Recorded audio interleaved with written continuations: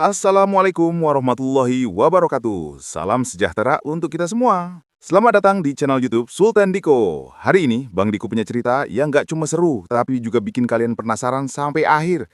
Jadi, jangan sampai ketinggalan, tetap stay tune. Namun sebelum itu terjadi, jangan lupa untuk subscribe, like, komen, dan share ya. Oke, nggak usah berlama-lama lagi, mari kita mulai sekarang juga. Bab 6. Cahaya di dalam diriku mulai meredup, seolah ketakutan pada nenek membunuh kekuatan yang baru saja menyala. Perempuan berbaju merah tertawa dengan suara serak yang menusuk, seperti batu bergeser. Pilih Dimas, pecahkan botol dan biarkan nenekmu mati, atau serahkan dirimu dan biarkan kutukan berlanjut selamanya. Saat itu aku melihat bayangan Mbah Buyut di cermin pecah itu mengangguk perlahan, seolah memberi isyarat yang hanya aku mengerti.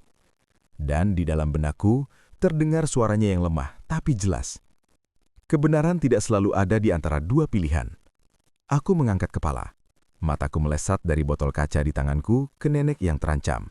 Tangan anak kecil yang dingin sudah menyentuh lehernya, lalu ke para sosok gaib yang menatap dengan pandangan kosong. Semua terasa berjalan lambat, tapi detik-detik itu melayang seperti angin. Waktu tidak mau menunggu.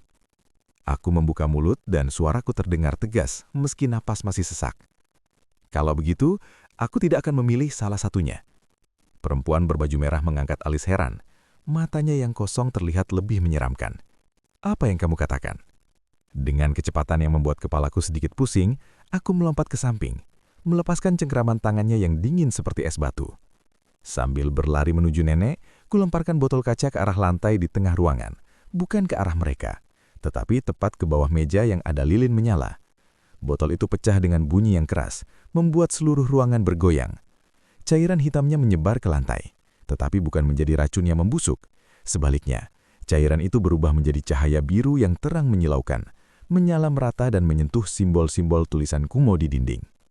Simbol-simbol itu tiba-tiba menyala dengan cahaya yang sama, membuat seluruh ruangan terang benderang sampai aku harus menutupi mata. Anak kecil yang mengancam nenek menjerit dan mundur ke belakang, tangannya menutupi mata. Perempuan berbaju merah dan kakek berambut putih terjatuh ke tanah. Tubuh mereka terkulai karena tidak mampu melawan cahaya yang menggabungkan kekuatan di dalam diriku dan dari simbol-simbol itu. Aku mencapai nenek dengan cepat, menariknya ke belakang yang aman, dan bersama-sama kami melihat apa yang terjadi selanjutnya. Cahaya biru itu menyala semakin terang, dan dari tengahnya muncul sosok lain. Sosok Mbah Buyut yang asli, berpakaian baju putih yang bersih, wajahnya tenang seperti air sungai di pagi hari. Dia menatap para sosok gaib itu dengan pandangan yang lembut tapi tegas. Janji itu sudah selesai, katanya dengan suara yang merdu. Kamu telah mendapatkan apa yang kamu mau selama ini. Sekarang pulanglah ke tempat semula, tempat di mana kamu seharusnya berada sejak awal. Perempuan berbaju merah mengangkat kepala, matanya yang kosong terlihat lebih menyeramkan. Tidak, ini tidak mungkin. Kamu sudah mati. Aku melihatmu menutup mata. Mati tapi tidak hilang, jawab Mbah Buyut dengan santai. Dan cinta keluarga yang sesungguhnya, cinta yang tidak tergantung pada hidup atau mati, selalu lebih kuat dari apapun yang kamu miliki. Sosok-sosok gaib itu perlahan menghilang, terhisap oleh cahaya biru yang menyala. Anak-anak kecil itu menghilang terakhir, dan sebelum lenyap sepenuhnya, salah satunya menatapku dengan mata yang tiba-tiba ada pupilnya. Mata yang penuh kesedihan, seolah dia juga terjebak dalam janji yang buruk.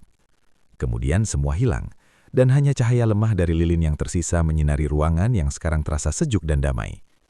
Mbah Buyut menatapku dan nenek, tersenyum lembut. Kamu telah menemukan kebenaran yang sesungguhnya, Dimas.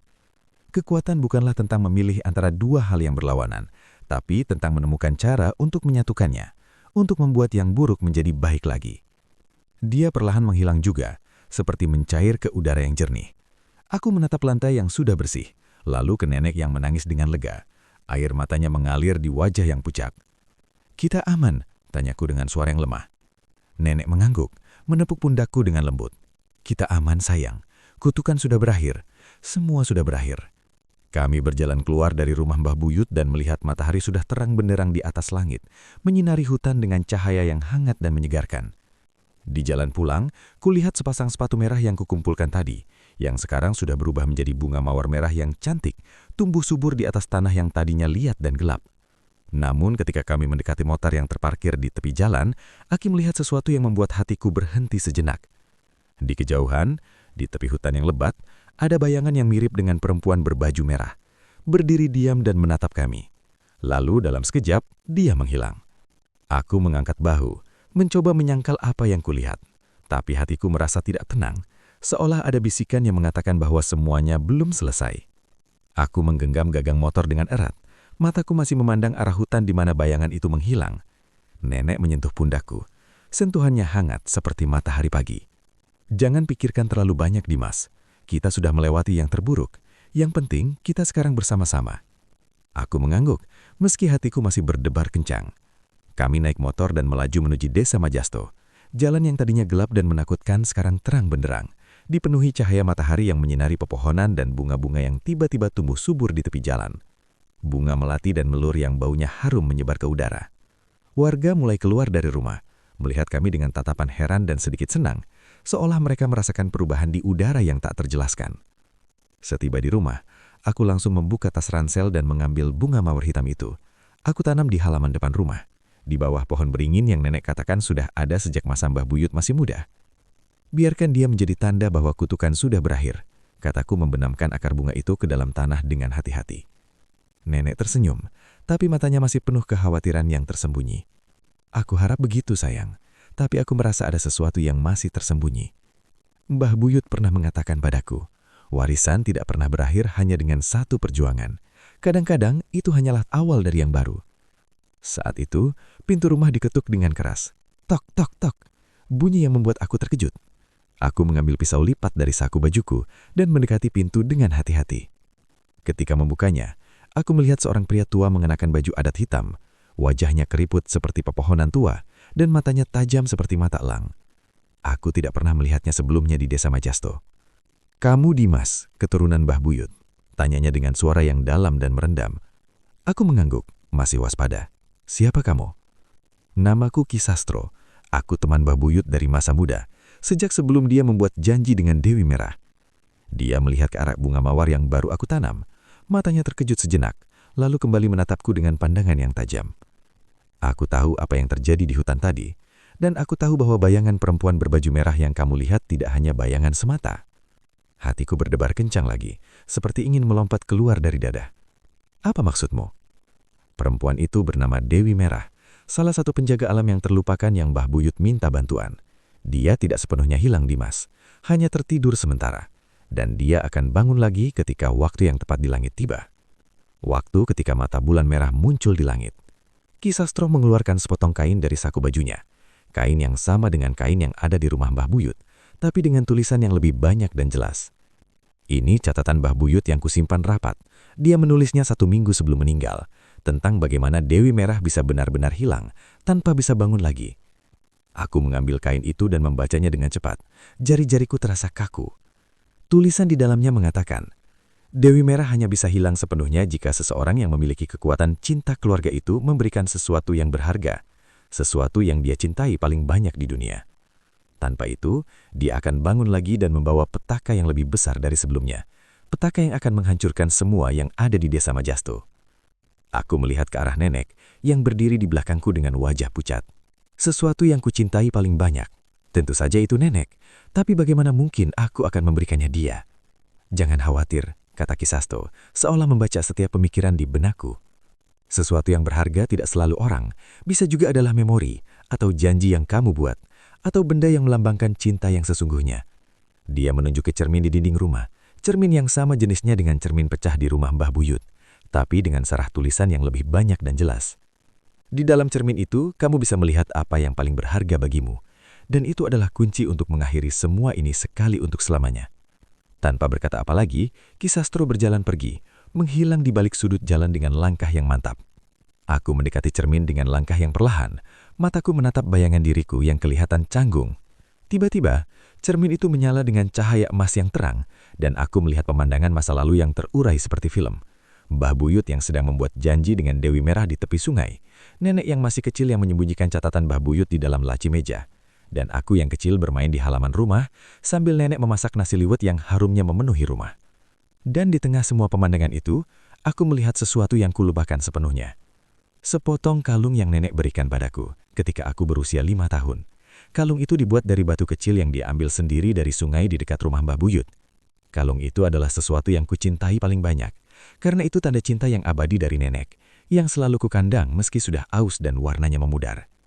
Kalung itu, bisikku, tenggorokanku tercekak. Aku mencari kalung itu di lemari bawah tangga, dan akhirnya menemukannya dalam kotak kayu kecil yang dibalut kain putih. Kalung itu masih terasa hangat, seolah nenek baru saja memberikannya padaku. Aku mendekati cermin lagi, mengangkat kalung itu di Fransidapa. Tapi apa yang akan terjadi jika aku memberikannya? Tanyaku ke nenek, suaraku penuh kekhawatiran. Nenek mendekat dan menatapku dengan mata yang penuh cinta. Kamu akan kehilangan kalung, tapi kita semua akan selamat. Cinta tidak hilang hanya karena benda yang melambangkannya hilangkan. Cinta itu ada di hatimu, selalu ada di sana. Aku mengangguk, mataku penuh air mata yang ingin tetes. Lalu dengan keberanian yang baru saja kutemukan, aku lambungkan kalung itu ke cermin. Tiba-tiba, cermin itu menyala semakin terang, dan kalung itu perlahan menghilang, terhisap oleh cahaya emas yang menyala. Pada saat yang sama, kulihat di luar jendela, bayangan Dewi Merah yang berdiri di tepi hutan tadi muncul lagi. Tapi kali ini dia tidak lagi menatap dengan kebencian. Dia tersenyum lembut, seolah bersyukur dan mengangguk ke arahku. Lalu dia menghilang sepenuhnya, tidak akan pernah muncul lagi. Cahaya di cermin meredup, dan semuanya kembali normal. Kulihat ke tanganku, kalung itu sudah tidak ada, tapi rasanya seperti dia masih ada di leherku, hangat dan penuh cinta. Nenek memelukku dengan erat, air matanya mengalir di wajah. Kamu telah melakukan yang terbaik, Dimas. Sekarang kita bisa hidup damai, benar-benar damai. Kami keluar rumah dan melihat desa yang penuh cahaya dan kebahagiaan. Warga mulai menyapa kami dengan senyum lebar. Beberapa bahkan mendekat untuk mengucapkan terima kasih, meski mereka tidak tahu apa yang telah kami lakukan. Matahari bersinar terang, dan angin berhembus lembut, membawa bau bunga dari halaman rumah dan bau sawah yang segar. Namun, ketika aku melihat ke arah hutan yang lebat, kulihat sesuatu yang membuat hatiku berdebar kencang sekali lagi. Di tepi hutan, ada jejak kaki kecil yang baru, jejak yang sama persis dengan jejak yang kuikuti ke rumah Mbah Buyut. Jejak itu berjalan lurus ke dalam hutan, tapi kali ini, di belakang jejak itu ada jejak orang dewasa yang lebih besar, jejak yang mirip dengan jejak Ki Sastro yang kulihat di depan pintu rumah Mbah Buyut tadi. "Nek, lihat itu," bisikku, menunjuk ke arah jejak kaki itu. Nenek mengikuti arah pandanganku. Matanya menyipit, lalu menggeleng pelan. "Mungkin hanya anak-anak yang bermain, Dimas. Jangan terlalu dipikirkan." Aku mengangkat bahu, mencoba menyangkal apa yang kulihat. Mungkin itu hanya hayalan, atau mungkin seperti yang Mbah Buyut katakan, warisan memang tidak pernah berakhir, hanya berubah bentuk menjadi sesuatu yang baru. "Mungkin benar, Nek," jawabku, mencoba meyakinkan diri sendiri. Namun di dalam benakku, terdengar suara Mbah Buyut yang lemah tapi jelas. "Kebenaran selalu ada di depanmu, Dimas. Hanya perlu keberanian untuk melihatnya." Aku menatap hutan itu sekali lagi. Rasa penasaran dan kekhawatiran bercampur aduk di dalam diriku. Siapa anak yang meninggalkan jejak itu? Dan mengapa jejak Ki Sastro ada di sana? Apakah ini benar-benar akhir dari segalanya? Ataukah ini hanyalah awal dari babak baru yang lebih berbahaya? "Dimas, ayo masuk. Kita istirahat," ajak nenek, mengecah lamunanku. Aku mengangguk dan mengikuti nenek masuk ke dalam rumah. Namun sebelum menutup pintu, kusempatkan diri untuk melihat ke arah hutan itu sekali lagi. Angin bertiup kencang, menggoyangkan pepohonan dan menciptakan bayang-bayangan yang aneh yang menari-nari di tanah. Dan di tengah semua itu, aku merasa ada mata yang mengawasi kami dari kegelapan hutan. Malam itu aku tidak bisa tidur nyenyak. Setiap kali memejamkan mata, bayangan hutan dan jejak kaki itu selalu muncul di benakku. Aku merasa ada sesuatu yang akan terjadi, sesuatu yang buruk. Aku bangkit dari tempat tidur dan berjalan ke jendela. Bulan bersinar terang di langit, menerangi desa dengan cahaya yang pucat. Tiba-tiba aku mendengar suara langkah kaki di luar rumah. Jantungku berdebar kencang. Aku mengintip dari balik tirai dan melihat seorang anak kecil berdiri di depan pintu rumah kami. Anak itu mengenakan pakaian lusuh dan wajahnya pucat pasi. Dia menatapku ke arahku dengan mata yang kosong. Apa membuka pintu perlahan? "Siapa kamu?" tanyaku dengan suara berbisik. Anak itu tidak menjawab. Dia hanya menatapku dengan tatapan yang kosong. "Apa yang kamu inginkan?" tanyaku lagi. Anak itu mengangkat tangannya dan menunjukkan sebuah benda. Benda itu adalah kalung batu yang pernah kuberikan kepada Dewi Merah. "Kalung itu?" bisikku, terkejut. Anak itu mengangguk, lalu dia membuka mulut dan berbicara dengan suara yang serak. "Dewi Merah mengirimku. Dia ingin bertemu denganmu." Aku terdiam. Apa yang harus kulakukan? Apakah aku harus mengikuti anak ini, ataukah ini hanyalah jebakan? "Kenapa dia ingin bertemu denganku?" tanyaku mencoba mencari tahu. "Dia ingin mengucapkan terima kasih, dan dia ingin memberikan sesuatu kepadamu." "Memberikan sesuatu?" tanyaku penasaran. Anak itu mengangguk. "Dia akan memberikanmu kekuatan yang lebih besar dari sebelumnya. Kekuatan untuk melindungi desa ini dari segala macam bahaya." Aku terdiam sejenak, mempertimbangkan tawaran itu. Kekuatan untuk melindungi desa, itu adalah sesuatu yang sangat kuinginkan. Tapi apakah aku bisa mempercayai Dewi Merah? Bukankah dia adalah sosok yang jahat dan berbahaya? "Aku tidak tahu," jawabku, ragu. "Aku tidak yakin bisa mempercayaimu." Anak itu tersenyum tipis. "Kau tidak perlu mempercayaiku. Kau hanya perlu mempercayai hatimu." Aku menatap mata anak itu. Di dalam matanya, aku lihat ada secercah harapan dan kebaikan. Mungkin dia benar. Mungkin aku harus mempercayai hatiku. "Baiklah," kataku, akhirnya memutuskan. "Aku akan ikut denganmu." Anak itu tersenyum lebar. "Bagus, ayo pergi." Kami berjalan keluar rumah dan menuju ke arah hutan. Nenek masih tertidur pulas di kamarnya. Aku berharap dia tidak akan khawatir jika aku pergi. Aku berjanji akan segera kembali. Kami berjalan menyusuri jalan setapak yang gelap dan sunyi. Pepohonan di sekitar kami tampak seperti monster yang siap menerkam. Aku merasa merinding di seluruh tubuhku. "Jangan takut," kata anak itu, seolah tahu apa yang kurasakan. "Dewi Merah akan melindungimu." Aku mengangguk, mencoba menenangkan diri. Kami terus berjalan hingga tiba di sebuah sungai kecil. Airnya tampak hitam pekat dan berbau busuk.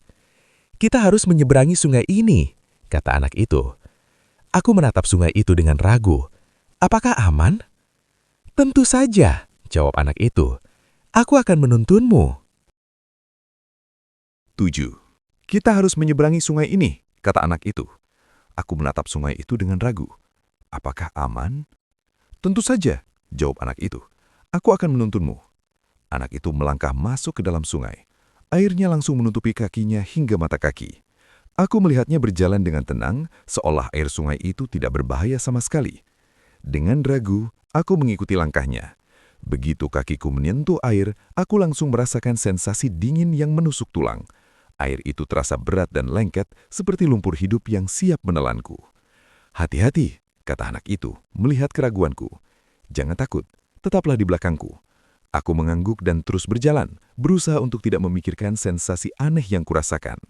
Semakin dalam kami masuk ke dalam sungai, semakin gelap dan pekat airnya. Aku hampir tidak bisa melihat apapun di sekelilingku.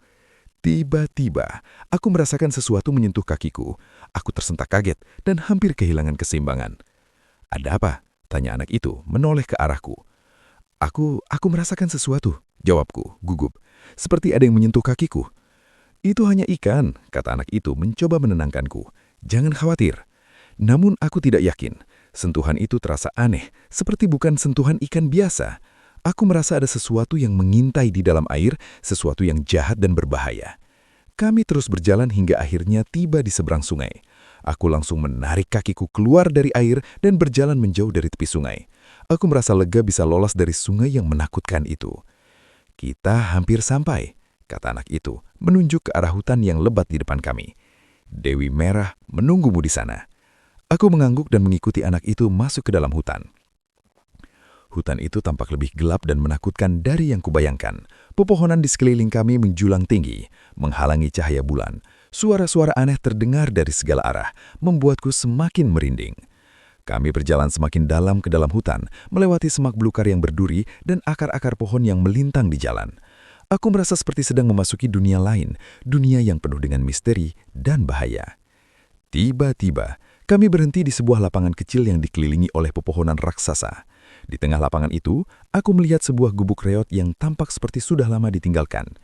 Kita sudah sampai, kata anak itu, menunjuk ke arah gubuk itu. Dewi Merah ada di dalam sana. Aku menatap gubuk itu dengan ragu. Aku merasa ada sesuatu yang tidak beres. Aku merasa seperti sedang dijebak. Apakah kau yakin ini tempat yang benar? Tanyaku, curiga. Tentu saja, jawab anak itu. Percayalah padaku, Dewi Merah tidak akan menyakitimu. Aku menghela nafas dan berjalan mendekati gubuk itu. Anak itu mengikuti di belakangku. Kami berhenti di depan pintu gubuk. Pintu itu tampak rapuh dan berderit saat kubuka. Di dalam gubuk aku melihat sebuah ruangan kecil yang remang-remang. Di tengah ruangan itu, duduk seorang wanita yang mengenakan pakaian merah menyala. Wajahnya tertutup oleh kerudung, sehingga aku tidak bisa melihatnya dengan jelas. "Selamat datang, Dimas," kata wanita itu dengan suara yang lembut dan menggoda. "Aku sudah menunggumu." Aku terkejut mendengar suaranya. Aku merasa seperti pernah mendengarnya sebelumnya. "Siapa kau?" tanyaku, gugup. Wanita itu tertawa pelan. "Kau sudah tahu siapa aku, Dimas. Aku adalah Dewi Merah."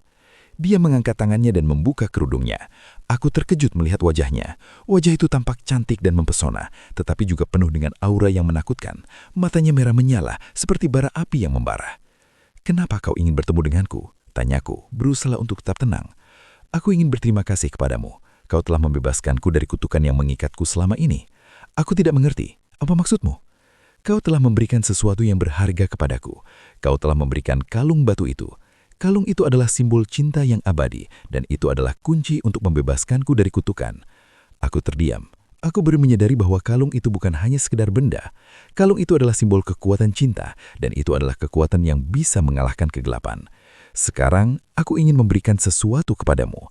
Aku ingin memberikanmu kekuatan yang lebih besar daripada sebelumnya, kekuatan untuk melindungi desa ini dari segala macam bahaya. Dia mengangkat tangannya ke arahku. Di tangannya ada sebuah bola cahaya yang berkilauan. "Ambillah," kata Dewi Merah. "Kekuatan ini akan menjadi milikmu." Aku menatap bola cahaya itu dengan ragu. Aku merasa takut tetapi juga penasaran. Aku ingin memiliki kekuatan itu tetapi aku juga takut akan konsekuensinya. "Apa yang akan terjadi jika aku mengambilnya?" tanyaku khawatir. "Kau akan menjadi lebih kuat dari yang kau bayangkan. Kau akan bisa mengendalikan alam, berkomunikasi dengan roh-roh, dan mengalahkan segala macam musuh." "Tapi apa harganya?" tanyaku curiga. "Apa yang harus kuberikan sebagai imbalan?" Dewi Merah tersenyum misterius. "Harga mati."